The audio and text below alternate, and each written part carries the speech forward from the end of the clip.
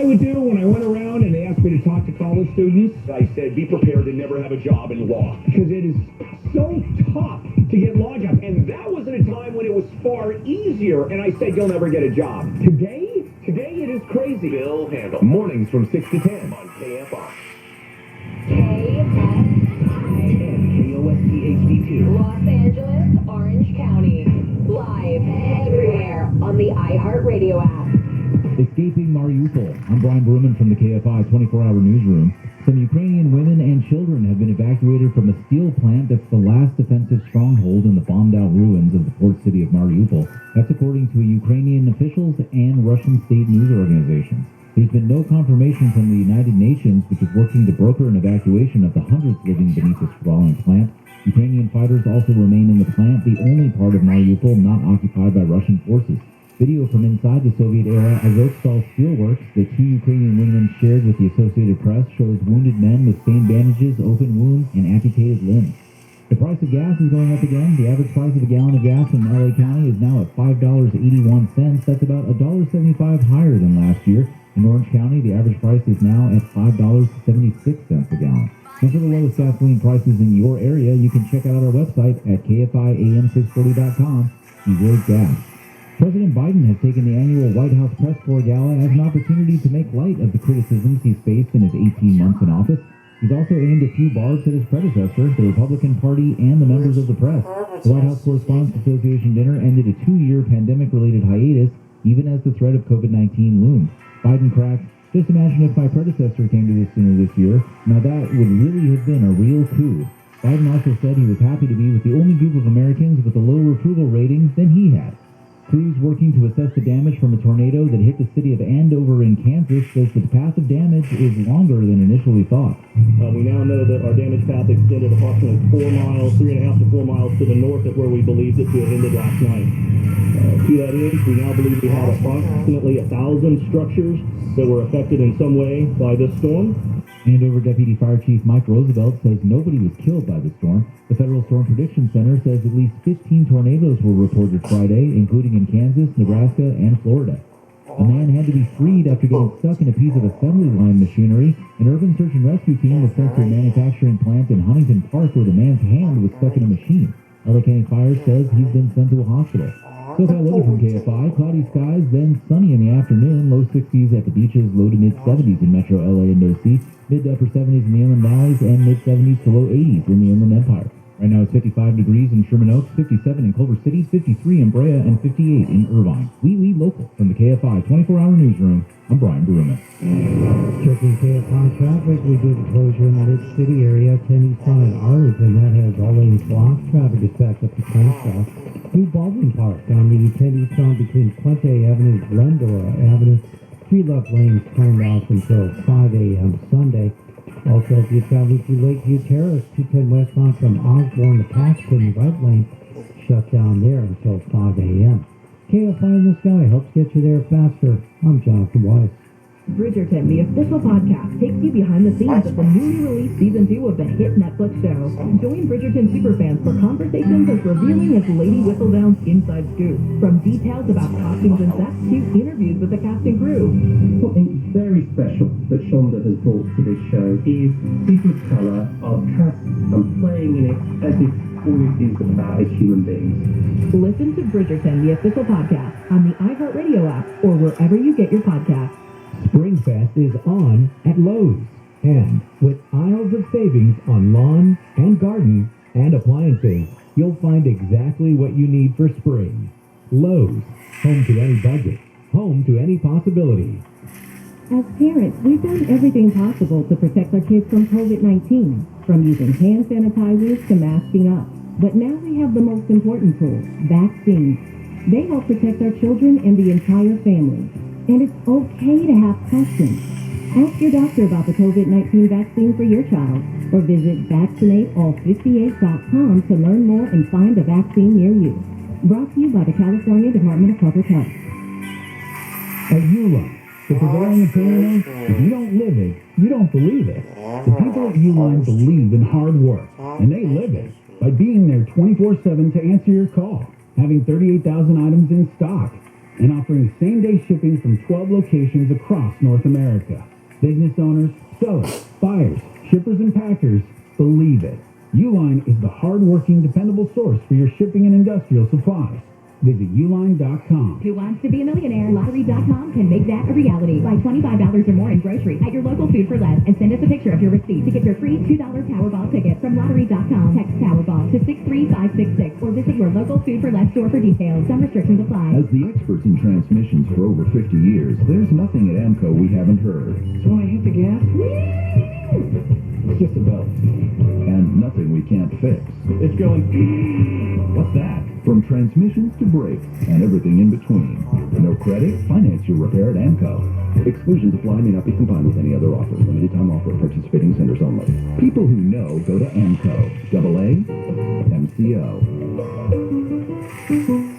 Hey, it's Neil Saavedra. I know you listen to KFI on the free iHeartRadio app. Well, now you can connect with us using the new TalkBack mic. So simple. Just open KFI on the iHeart app. Then, when you have something to say, tap the round red TalkBack mic and record your 30-second message. You can even listen back to make sure your voice message doesn't suck. After all, it could end up on the radio. Talk to KFI hosts with one tap, only on the free iHeartRadio app. Discover music, radio, and podcasts you'll love.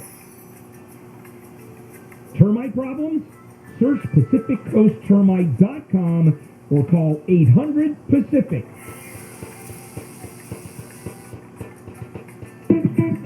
Good morning, everyone. This is Kfi Am 640, more stimulating talk. Don't forget that you can catch KFI everywhere and anytime on the iHeartRadio app. My name is Oscar Ramirez, and I'm the host of The Daily Dive, a daily news podcast covering some of the top stories making waves in the news. You can catch a new episode of The Daily Dive Monday through Friday in iHeartRadio, and it's ready for you when you wake up. Here on The Daily Dive Weekend Edition, I'll be bringing you some of the best stories I covered during the week. This week, a federal judge issued a temporary restraining order to keep the public health policy known as Title 42 in place. It's slated to expire on May 23rd and expected to create a flood of asylum seekers making their way to the southern border. Politically, Republicans want to keep it in place, and a growing number of Democrats are pressuring the administration to delay its termination. For more on all this, we'll speak to Miriam Jordan, national immigration correspondent at the New York Times. These states have sued. They want this policy to remain in place. It's due to end on May 23rd, but they went to court to stop it from being lifted, and along the way, before the court had actually made any decision, they decided that they had to get the court to intervene to ensure that the Biden administration not take steps early before May 23rd to start terminating it. And it's a bit of a tricky situation because the government needs to start preparing for the end of the policy. It needs to have processing centers in place. It needs to have FEMA playing a role there. It needs to have staffing because there will be more migrants coming in. But this notice from the judge basically says, hey, stop in your tracks. Don't prepare for the end of this order because we're still litigating. Now, in their filing, these three states basically said that there's going to be chaos at the border if it's lifted, and that's kind of where they're standing on. But this is a public health policy that had to do with the pandemic, and we're lifting all sorts of other restrictions regarding the pandemic. I mean, it's going to be hard to argue that this public health policy needs to be in place when everything else is kind of being lifted. At least that's the way I read it. I'm not sure exactly what other arguments there might be when it's specifically a public health policy. Well, that is correct. I mean, human rights advocates for a long time have said that the Biden administration, like the Trump administration, has been using the public health measure to curb immigration, and that it's a violation of international treaties to keep it in place because you're not granting protection to folks seeking asylum, folks who are fleeing for a variety of reasons from their country of origin and seeking assistance and protection from the U.S. And what the advocates are now saying is that this push to keep Title 42, as this policy is known, in place only stresses the fact that it was really created to curb immigration and not really to avoid migrants from spreading COVID in the United States. Now, it does seem that these three states do have some standing in that there was a 1 week stretch where the Department of Homeland Security said that they did start processing at least 14% during this 1 week stretch of some migrants from Central America. So, to the point, right, they need to prepare, they need to know how the process is going to start working again, but they were already beginning to process some of them. So, at least on that front, these three states did have a point. Well, actually, the three states are not entirely accurate in their reading of the government's actions, because what the government was doing was consequencing some of the migrants who have been coming across again and again. And that's basically taking us to the pre-policy measures. That means that if you cross the border illegally more than once, you will be basically written up and subjected to something called expedited removal. And that means that it's much harder for you to re-enter the country. You could face 5-year bar because you have this illegal re-entry on your record.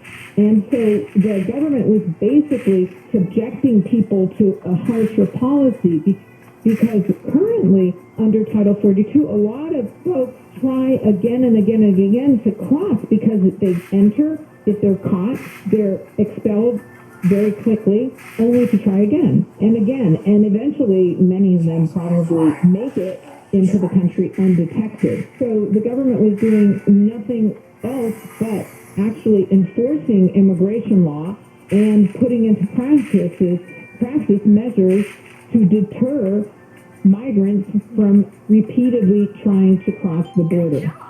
Let's talk a little bit about the politics of this, because some recent polls suggest that voters maybe don't want to lift this just yet.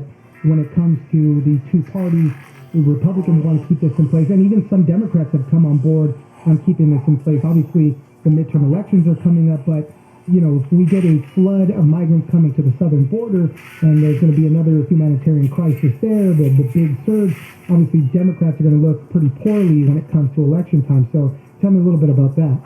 That's correct. I mean, we have a number of Republicans, but as well as an increasing number of Democrats who've been critical of the plan to eliminate Title 42 because of these dire predictions of mayhem ensuing as a result. In other words, the notion that lifting this policy that has led to the expulsion of about 50% of folks encountered along the border for the last 2 years being lifted will attract tens of thousands of migrants who either are waiting for the title to be lifted or will, and are already on the other side of the border, or who will come to the United States or approach the border with hopes of gaining entry to the United States. And that could create a crisis on both sides of the border because people amassing on the Mexican side, well, Mexican towns, communities might be overwhelmed and not have shelter space because not everybody's going to be allowed in. There has to be a process for allowing people who want to make asylum claims into the country. Right. And once they're released on the U.S. side, they typically go to shelters before they get on a Greyhound bus or on a plane to wherever their destination is.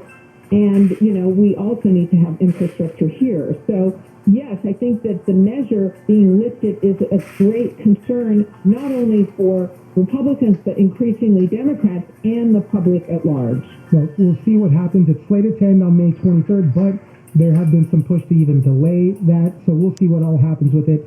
Miriam Jordan, National Immigration Correspondent at the New York Times, thank you very much for joining us. You're welcome. This week, the Biden administration also moved to ban the sales of menthols and flavored cigars, although it most likely would not take effect until 2024. A third of all cigarettes sold in the U.S. are menthols, with $20 billion in annual sales and 18.6 million Americans who smoke them. For more on why you should start saying goodbye to menthol cigarettes, we'll speak to Jennifer Maloney, reporter at the Wall Street Journal. The Biden administration is moving forward on a ban that would take all menthol cigarettes off store shelves. It would take at least 2 years, probably more. And the ban would cover menthol cigarettes as well as all flavored cigars. It would not affect menthol e-cigarettes. The FDA is reviewing those separately. Yeah, so right now, a third of all cigarettes sold in the U.S. are menthols. It's about 18.6 million Americans that smoke these. $20 billion in annual sales. we are getting signs that some tobacco companies are planning on suing over this. Yeah, there are at least 2 tobacco companies that have indicated that they might sue. You know, they have a lot at stake here. The company with the most at stake is British American Tobacco, which owns Reynolds American, which you might have heard of, also known as RJR or RJ Reynolds. It makes Newport, which is the leading menthol cigarette brand in the U.S., and it has indicated that it is going to fight this. In fact, it already sued years ago when this whole process started, and it is definitely contemplating suing again if this doesn't go its way. Yeah, Marlboro is the other big player in all of this, and you know they say 43% of smokers. I mean, I guess of all smokers, 43% of smokers use menthol. This is from 2020, and this has been a long time coming, as I mentioned. Tell me a little bit of the history with all of this, because in back in 2009, I believe President Obama gave the FDA control over the tobacco industry. And they kind of started proposing this. It didn't happen. It led over into Trump and finally now into President Biden's administration. Well, this has been a really long time coming. President Obama signed the Tobacco Control Act in 2009, and that gave the FDA regulatory authority over the tobacco industry for the very first time. And that law banned a whole bunch of flavors in cigarettes, like candy and fruit and spice flavors. But it left unsettled the question of menthol. But the law ordered the FDA to study that issue, and the FDA began to do just that. And it concluded in 2013 that menthols were harder to quit and likely posed a greater health risk than regular cigarettes. But the Obama administration didn't move the policy forward after that. It wasn't until 2017 when Scott Gottlieb, who was then commissioner of the FDA, got the Trump administration on board with advancing it. Well, Scott Gottlieb left the FDA in 2019, and then the plan was shelved again. Then fast forward to last year when President Biden took office, and his team decided to take up the mantle and finally push this through. And so we now finally have a proposed rule that's been published by the FDA. They're seeking public comments, and they will then go about drafting a final rule.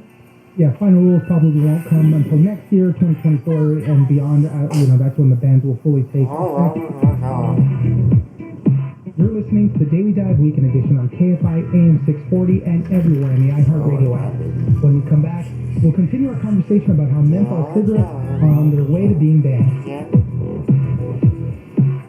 1-877 cars for kids. KARS cars for kids. Donate your car today with 1-877 Cars for Kids. We're a recognized 501c3 charity organization, so you'll receive a maximum tax deduction. What's more, you'll receive a vacation voucher of 3 days and 2 nights. Also on the web at carsforkids.com. 1-877 Cars for Kids. Donate your car today. Now accepting donations of homes, buildings, or any kind of real estate. Spending part-time in the Army National Guard has led to a lot of firsts for me. It paid for me to be the first person in my family to go to school. That education got me to the first day at my dream job, which I can still hold while I serve part-time. That job and the home loan benefits I got from the Army National Guard helped me buy my first house. I also know that I will be one of the first to respond if my community ever needs me. Sponsored by the California Army National Guard. Aired by the California Broadcasters Association and this station. This weekend, the empanada maker in Costa Mesa is celebrating their 1-year anniversary. Saturday, April 30th and Sunday, May 1st, from noon to 6 p.m., 1902 Harbor Boulevard. Free combo meals to the first 100 guests. The second 100 guests will receive a free empanada and buy one, get one empanadas all weekend long. With traditional South American style and unique flavor combinations, there's something for everyone. TheEmpanadaMaker.com. Enjoy life. Enjoy empanadas. If you think your dishwasher is only good for cleaning or that your washer dryer is just for laundry, think again. Those appliances can also reduce your impact on climate change if you make sure not to run them between peak hours of 4 to 9 p.m. because outside those times, there's more renewable energy for them to use. SCE Time of Use Rates, an easy way to make a change for the better. Visit SCE.com/TOU rates for more information. Here's the rule. Whenever you vote yes on a proposition, it's really no. Whatever the proposition says, it's not true. If it is citizen Citizens for, it has nothing to do with citizens. It's a special interest group that is saying we are citizens. Bill handle. It's all across. Mornings from 6 to 10 on KFI. You voted for all this, and now what, you're going to move to a state where there's far less of these progressive right jobs and say, wow, that's better here. None of this bad stuff happens by accident. It's because of choices you make. John Kent, our fault. Weekdays 2 to 6 on KFI. I just had a visual of the wall being constructed across the United States And a couple of champion pole vaulters make it into the United States. proof positive. We need a wall that's not 30 feet high. We need a wall that's 60 feet high. And then you have the circus guy being shot out of a cannon. Bill Handle. Mornings from 6 to 10 on KFI. KFI AM 640. Yes, I know. I have a calming demeanor. You know, when it's your job basically to push people beyond their comfort zones, it's good to make them feel as safe as possible. Like an open heart surgeon for your home. You'll be fine. No worries. We got this. Home with Dean Parker. The House Whisperer this morning at 9 on KFI. AM 640. More stimulating talk. This is KFI AM 640. I'm Oscar Ramirez, and you're listening to the Daily Dive Weekend Edition. The big thing about menthols, right? You mentioned other bans that have been happening, flavors on e-cigarettes and things like that. This is kind of been a trajectory because younger people take to these flavored cigars, flavored cigarettes, especially with the menthols. They've been around since 1920, and they soothe the throat a little bit from the harshness of the cigarettes. But even some health experts say that it helps make the nicotine more addictive just because it's easier to take. That's right. So menthol creates a cooling sensation which you have felt if you've ever had a mentholated cough drop. And health officials say that menthol cigarettes, with the addition of menthol, eases the throat irritation that's caused by cigarette smoke. And that makes menthols more appealing to young people and people who've never smoked. So menthol, they say, also interacts with nicotine in the brain and enhances nicotine's addictive effects. And all of this combines to make menthols harder to quit than regular cigarettes. And the FDA has concluded that they likely pose a greater health risk than regular cigarettes. And when you're talking about those health risks, right, we're talking about heart disease, cancer, strokes, especially in minority communities, right? Black smokers, Hispanic smokers use a lot of these menthol cigarettes, white smokers not as much. But we've seen a decline overall of smoking in general. I'm sure a lot of these bans help with that. I guess there was an uptick during the pandemic a little bit. People were lonely and nervous and locked up. But overall, the trend has been for less people to be smoking now. That's right. And we really can't talk about menthol cigarettes without acknowledging that in the U.S., 81% of black smokers smoke menthols, and 51% of Hispanic smokers smoke menthols, and that's in contrast to 30% of white smokers. And smoking is a major contributor to heart disease, cancer, and strokes, which are the two leading causes of death among African Americans, and black people in the U.S. die at a higher rate than other groups from smoking-related cancers. So the Biden administration has pointed to this as a health equity issue, and they also have said that it's part of the Kfi that you may have heard of. Right. They have a goal of reducing the death rate from cancer by at least 50% over the next 25 years, and this is part of it. Well, the ball is rolling. There might be some complications along the way, but it seems like menthol cigarettes might be on their way out for good. Jennifer Maloney, reporter at the Wall Street Journal, thank you very much for joining us. Thank you. As we move on to the next phase of the pandemic, more emphasis is being put on treatments rather than vaccines. And to help with that, the administration is taking steps to make COVID antiviral pills more widely available. They will be setting up more test-to-treat sites and letting pharmacies order doses directly from the federal government. For more on what to know, we'll speak to Caitlin Owens, healthcare reporter at Axios. So let's start with the big picture. We have listed, we as a society have listed almost all COVID precautions at this point. And the reason we have done that, in part, is because, one, we have vaccines readily available, and two, we have treatments readily available, including highly effective ones. And so what we're talking about today is an oral antiviral, so it's pills that you can take once you get infected with COVID to keep you from getting severe disease. So, when this pill, specifically, which is not a Pfizer pill, when it was first authorized, it was highly effective, but it was in short supply. So that was the height of the Omicron wave. So it was reserved for the sickest patients, or the patients who are most likely to become sickest. So fast forward a few months and where we're at today is we have plenty of supply. It's just that it's not getting to everybody that we would like it to. And we don't know exactly, we have plenty of supply, we don't know exactly what the demand is or how many more patients should be getting it. But you can look at hospitalization and death numbers and say that there are still people out there who should be connected with this treatment who aren't. Right. Some of the providers have been saying that they're operating in a scarcity mindset. Not that we're out of them right now, but just you never know what's going to change. To the point, right, we're expanding everything. We have these test to treat centers and policy now too, where if you test positive, you can go away with these pills right there on the spot. So just kind of even getting the word out to providers and to people is important right now. This is part of the new shift that we're going through. Yeah, and it's tricky, right? Well, for these to work, you have to test positive pretty quickly, which means you have to go take a test and do it before you get really sick. And then from there, you have to get connected with a prescription to get these pills. So as you just said, the test to treat program is part of that, but participating pharmacies where you can get tested and then get the treatment on the spot. But those aren't everywhere, far from every pharmacy. And, as we were saying, it takes a lot of public education to know, hey, I should go get a test, and then I should try to get these pills. And then the provider education is the other part of this. Again, who should be getting this, and making sure that they're not operating in a scarcity mindset, where there are enough pills for anyone that's quote unquote on the fence to just go ahead and prescribe it for them. Why are some of the pills going unused right now? I think one of the stats said about 2/3 of what's available to these pharmacies and all of what's going out, but then only half of what they order is being used. Yeah, this is my reporting. So the federal government, this is public, the federal government is making 175,000 doses of Paxlovid, that Pfizer pill, available each week.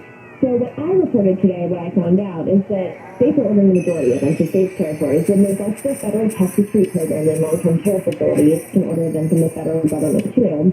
But states are only ordering about 2/3 of what's available to them, and then they are only administering about half of what they order. So what it comes out to is even though there are 175,000 doses available the week of April 17th, made available for free by the federal government, only 47,000 of those were actually administered. And so the catch here is that there's not that much COVID comparatively in the country right now, right? So we're not saying there's about 40,000, more than 40,000 cases a day right now. No one's saying that every single one of those people should be prescribed Paxlovid, but when you're looking at the numbers, there's several hundred deaths per day. So